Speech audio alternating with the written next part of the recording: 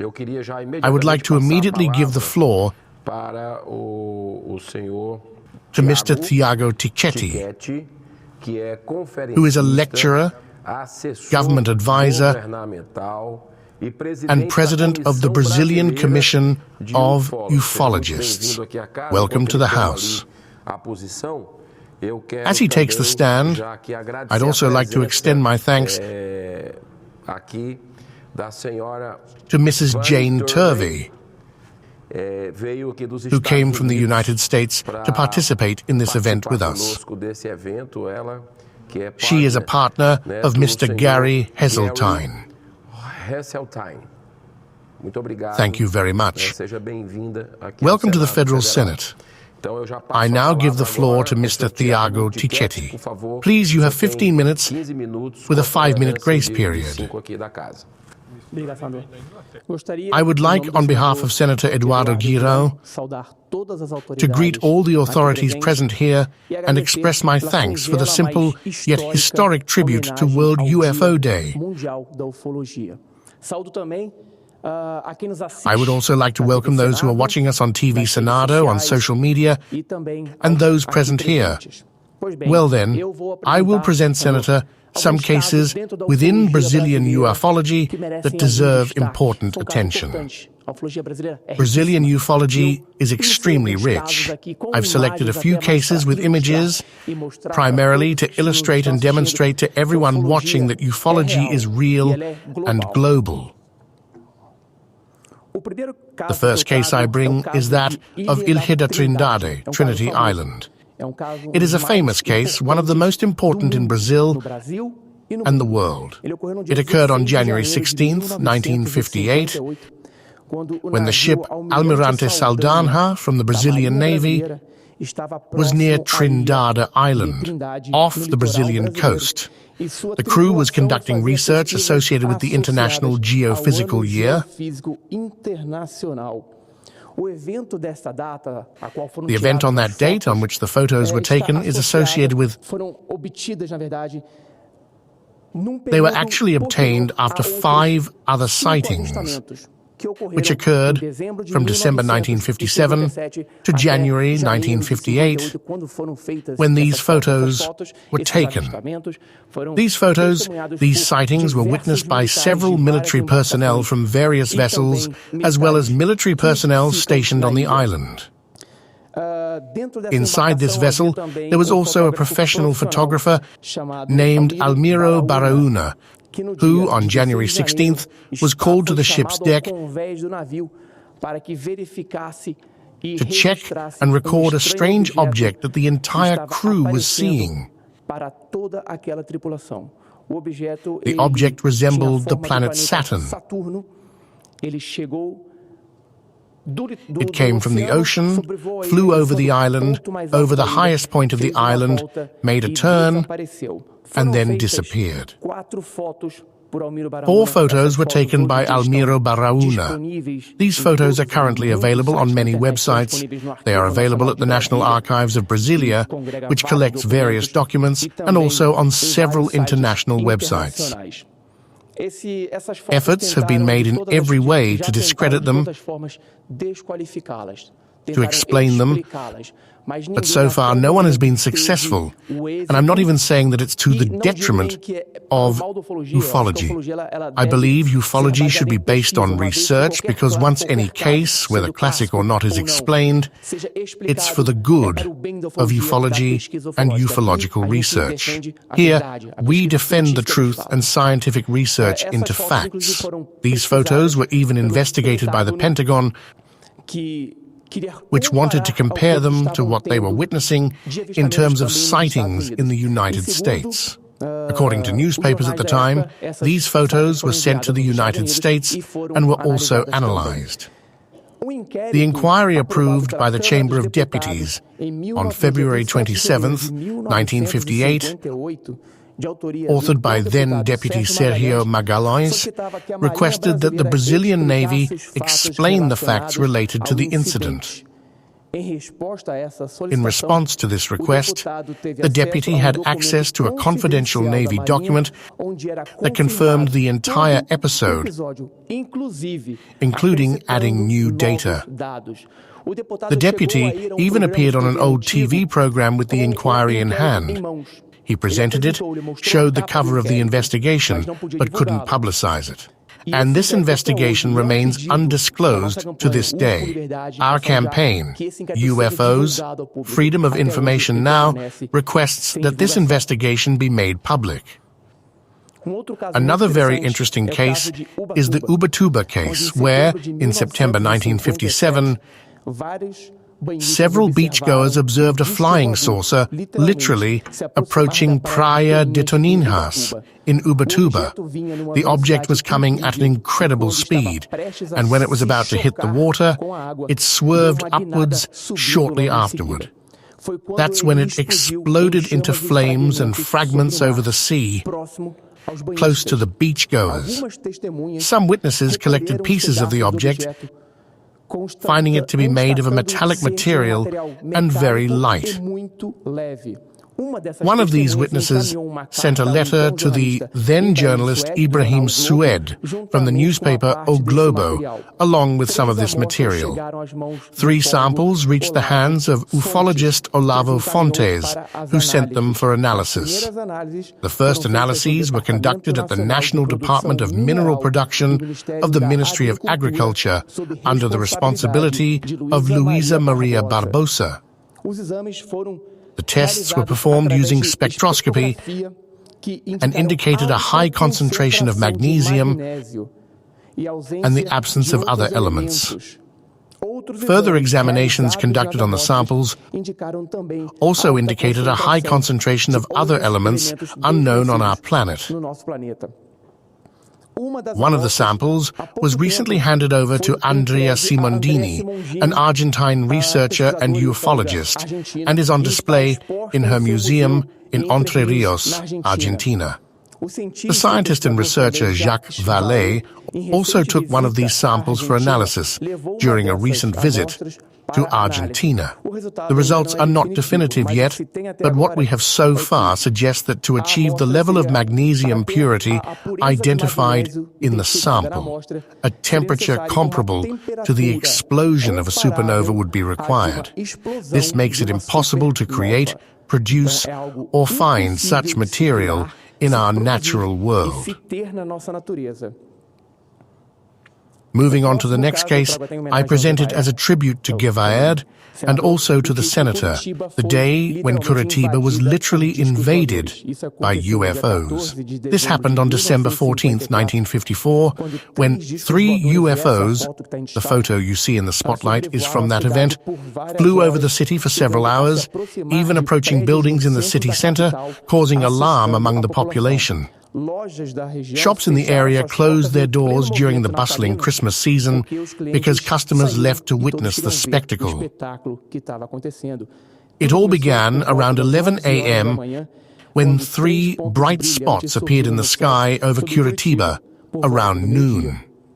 These 3 objects decreased their altitude and were observed in various parts of the city. By 1 p.m., people all over the city were witnessing the event. Suddenly, 2 of these 3 objects disappeared, leaving only the third, which came even closer. That's when this photo in the spotlight was taken. Due to the high level of UFO activity and public concern, newspapers started reporting and interviewing witnesses. According to the newspapers of the time, the Brazilian Air Force, FAB, scrambled planes for interception. What the witnesses saw was a twin-engine aircraft conducting city imagery for cartography, which reported not seeing the UFO. However, these UFOs were captured on film by photographers in Curitiba. Another interesting case from Brazilian ufology occurred in Linz. It was an encounter between a woman and a supposed extraterrestrial being. This case happened in the early hours of August 25, 1968, at the Serafim Ferreira Sanatorium in Linz, São Paulo. It was investigated by SEOANI, which, as Gouveia explained earlier, was the system for the investigation of unidentified aerial objects, a branch of the Brazilian Air Force, FAB, dedicated to UFO research. The main protagonist of the case, Mrs. Maria José Sintra, revealed that around 5 a.m. on the 25th, as was her habit, she heard noises outside the sanatorium.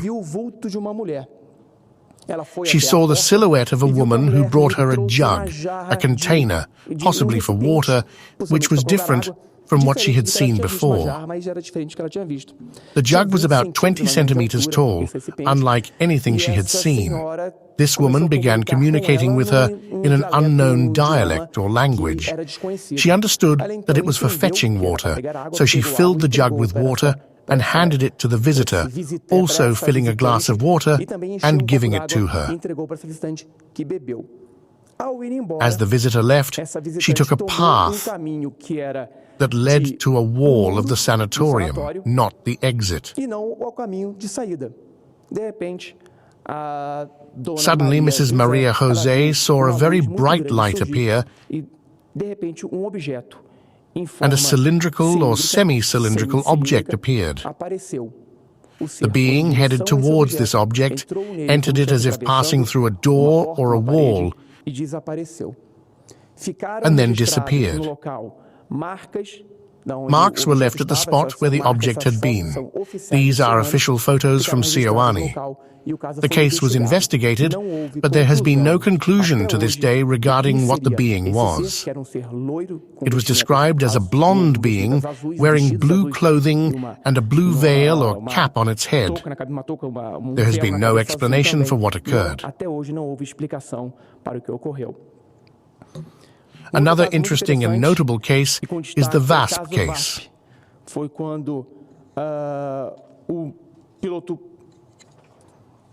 It involved pilot Carlos Alberto Goes de Brito and flight engineer Francisco Cesarino, who observed an unidentified flying object while on a VASP flight from Fortaleza to Brasilia. The object followed and accompanied the plane for almost the entire journey. It was late at night, and throughout the flight, Captain Brito continuously contacted the control tower to inquire if there was any air traffic in the region. During these conversations, the radar never detected the object. However, when approaching Brasilia for landing, Captain Brito asked Sindacta, the Air Traffic Control and Air Defense Integrated Center, one more time if there were any aircraft in the area that were also seeing the object. To his surprise, an Aerolíneas Argentinas aircraft and a Trans-Brazil aircraft also reported seeing the object. And this time, Sindacta's radar was detecting it. The object emitted a pure, strong, solid light and closely followed the aircraft. Some photos, although not very clear due to the limitations of cameras in 1989, suggest the presence of the object. In one detail, you can see the plane's wing with its identification light.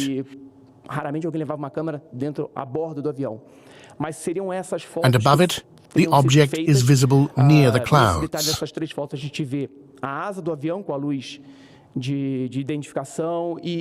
These photos have not been definitively authenticated,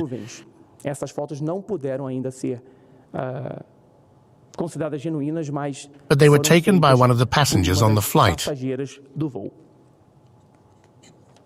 This case is also an interesting one. We have colleagues from the Air Force here, of which I am very proud because my father was an Air Force pilot, Lieutenant Colonel Ticchetti, and my father-in-law was also a colonel in the Air Force. So, among the military, I feel very much at home. It happened during a landing at an FAB, Brazilian Air Force Air Base, on December 2nd, 1996. A luminous object was spotted by several people living near the School of Aeronautics Specialists in Guaratinguetá, São Paulo, and on the following day, a circular mark was found in a puddle 100 meters from the school. It had an approximate diameter of 8 meters and a circular shape. Inside the mark, the grass, which was of the reed type, was flattened in a clockwise direction, dry, lacking chlorophyll, and showing signs of exposure to heat as it appeared scorched. At 4 points on the edges of this circle, as well as inside it, there were burnt spots, and the vegetation outside the mark was intact. This is what we normally call a UFO nest. Subsequently, with the case being publicized, the site was filled in under the pretext of building a boundary between the local aero club and the School of Aeronautics.